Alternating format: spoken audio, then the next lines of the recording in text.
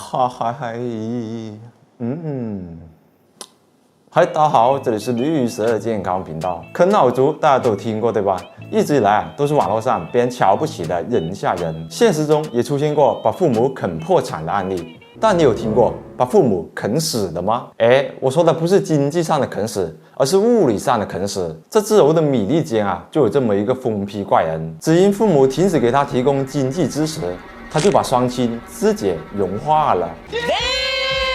为何这位大孝子要做出如此绿色健康的举动呢？大型纪录片《美国疯批传奇》持续为你播出。这位父亲叫做老盖伊，61岁，是一名管道工程设计师。这位母亲叫做 Lisa，55岁，从事人力资源管理工作。他们两人结婚31年，育有一个 Chernobyl bitch 小盖伊。小盖伊28岁，曾在2所大学一共待了9年，但都退学了。在此期间一直都是父母供养他的。他在外面租了一间公寓独自居住。在过去的10年里，他从未找过工作，一直宅在家里啃老，活得像个28岁的巨婴。盖伊的性格孤僻冷漠，从不跟家人和亲戚建立友好关系，但他的母亲却非常宠爱他，几乎把自己的全部收入都给了儿子。然而他的父亲刚被解雇，正打算退休，母亲收入微薄，也即将退休。他们不可能长期给儿子提供支持，而是希望他能自力更生。他们打算在感恩节过后就不再给儿子经济资助了。这件事他们还没有跟盖伊认真谈过，但这个消息已经通过同父异母的姐姐传到盖伊那里了。一向好吃懒做的算萝卜盖伊听到消息后，感觉人生要崩塌了。没有了父母的钱，我该怎么活啊？我还是一个28岁的宝宝啊！随着内心的不满和埋怨的积累，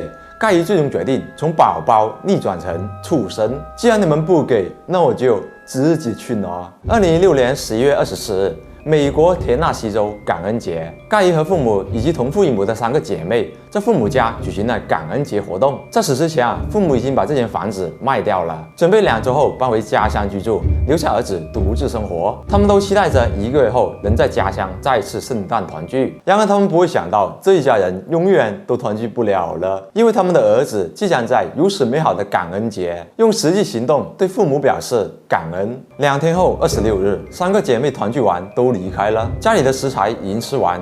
母亲此时去了超市买东西，盖伊趁着母亲不在，上了2楼的健身房，偷偷靠近父亲，然后不讲武德的用刀偷袭了他。双方一开始陷入了激烈的搏斗之中，但父亲在健身房练的是使劲不好用，加上年岁已高，他最终不敌儿子，被干趴在了地上。盖伊连续捅了他42刀，内脏器官全被破坏，当场死亡。但还没收拾完，母亲就回到家开门了，她赶紧躲了起来。母亲发现丈夫不在，上了2楼查看，盖伊梅开2度，再次在楼梯上用刀偷袭了母亲。他至少捅了母亲31刀，断了9根肋骨，同样当场死亡。下手可谓极其残忍，没有半点犹豫，毫无人性可言。但这才刚刚开始，接下来的才是重口戏。如果你正在吃饭，那么请你先停下手中的碗筷，等看完之后再继续享用，谢谢。把父母的衣服脱光，将尸体拖到浴室里，给他们冲洗伤口，然后切断父母的双手，砍断手臂，用锯子把尸体一分为2。此时此刻，你可以脑补一下屠宰场屠夫杀猪的画面。将父母彻底肢解完后，把遗体扔到事先准备好的酸基溶液中腐蚀溶解。他打算利用化学的方法让父母的尸体消失得一干二净。由于在跟父亲搏斗时手掌被割伤了，难以干活，盖伊短暂处理尸体后便离开了公寓，去了超市买急救绷带和药物，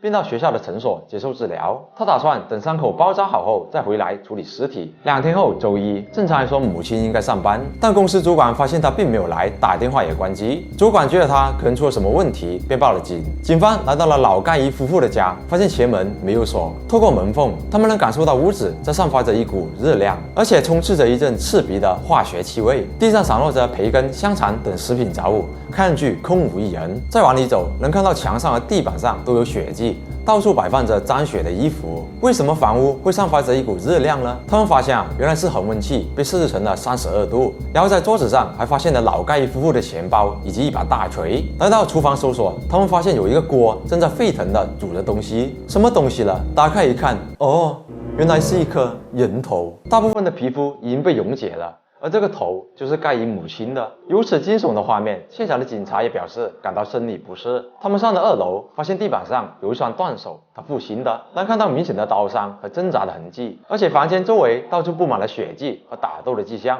警方继续来到浴室，此时的画面让他们更加下头。2个蓝色的大型塑料桶映入眼帘，里面的腐蚀性溶液浸泡着尸体的残骸，每一个身体部位都被切开了一个大口子，以方便溶液渗透进去。如此绿色健康的画面让现场的警察都瞳孔流血了。随后他们还发现了清洁剂、盐酸、碱液、过氧化氢、漂白剂等等，很明显凶手早已准备好了一切，是有备而来的。那么这个凶手是谁呢？此时警方还不清楚，直到他们在卧室的一个背包里发现了属于盖伊的笔记本，里面有5页纸，详细记录了他的谋杀计划。警方属实也是没想到啊，竟然把计划书留在了现场，可见盖伊是个大聪明，智商至少高达胎教水平。在他的笔记本中，他详细记录了要买哪些工具以及杀人的步骤，比如他说先把东西扔到垃圾处理机中让它故障，随后让父亲去修理它，并趁机用刀杀了父亲，接着给尸体洗澡，洗掉指纹和血迹等证据，用大锤敲碎父亲的头骨，用绞肉机碎肉，大块的组织扔进马桶，不能当垃圾扔掉，使用氢氧化钠破坏尸体的软组织并软化骨骼，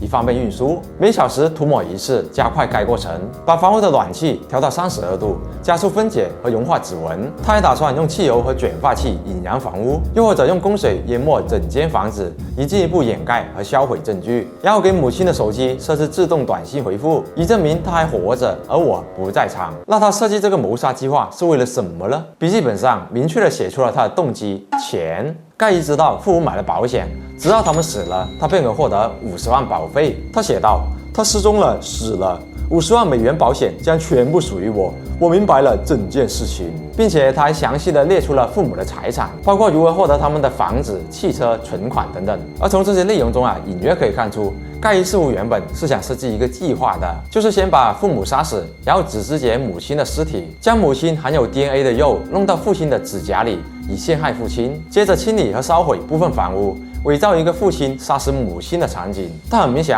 在谋杀父亲导致手部受伤后，他并没有按原计划进行。警方通过调查监控发现，早在案发几周前，他就已经到超市购买作案工具了。这说明盖伊在感恩节之前就策划好了整个杀人计划，他不是一时冲动杀害父母的，而是蓄谋已久。不过警方认为这是一宗十分愚蠢的谋杀，也只有盖伊这样的大聪明能想出来了。首先，想要彻底溶解掉2具尸体需要很长时间，还不如把其带到外面埋起来，然后母亲没去上班，公司肯定会发现不妥，但他并没有解决这个问题，而且案发地点就在家里，警方很容易就能找到。最降智的是，他竟然把详细的杀人计划留在了犯罪现场，反向帮警方破案的属于是调查过程都省了。然后案发后，他开车离开房子，逃离了作案地点，但他却在没有任何遮蔽的情况下到超市买急救药品，结果被摄像头捕捉到。他自信地以为杀死父母就可得到他们的全部遗产，但却似乎忘了自己还有另外3个同父异母的姐妹，而且仅仅靠50万保费和那点财产就能让他无忧地过完一生吗？显然不行。在计划书中，他还把拿刀杀人、用刀杀了他这样没必要的话写了下来，这说明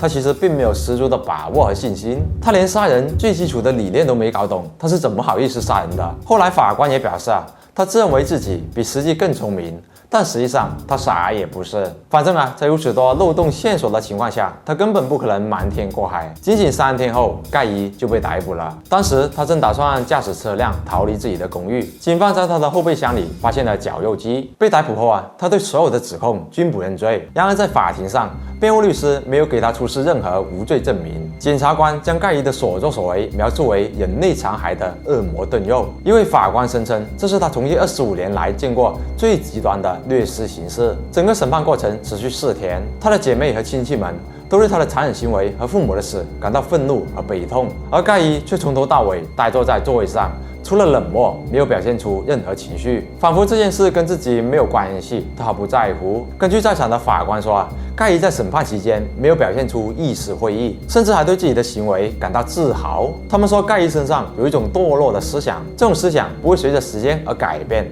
他就是这样的畜生。他能做出这样残忍的行为完全是因为对父母产生了病态般的依赖。他已经彻底习惯了父母为他付出一切了，包括生命，所以他宁愿切断自己跟父母的血缘关系，看到他们死，也不会让父母跟自己切断经济联系。最终审判结果没有任何意义，盖伊因为2项谋杀罪和掠食罪被判处130年无期徒刑，但法官表示即便300年也不够还清他的恶魔罪行。这下盖伊终于可以摆脱啃老，变成生啃牢饭了，他再也不用担心自己没钱生活了。所以如果看这个视频的观众有啃老族的话，你应该知道怎么做了吧？我不是叫你去杀人啊，我是说你直接坐牢就完事了。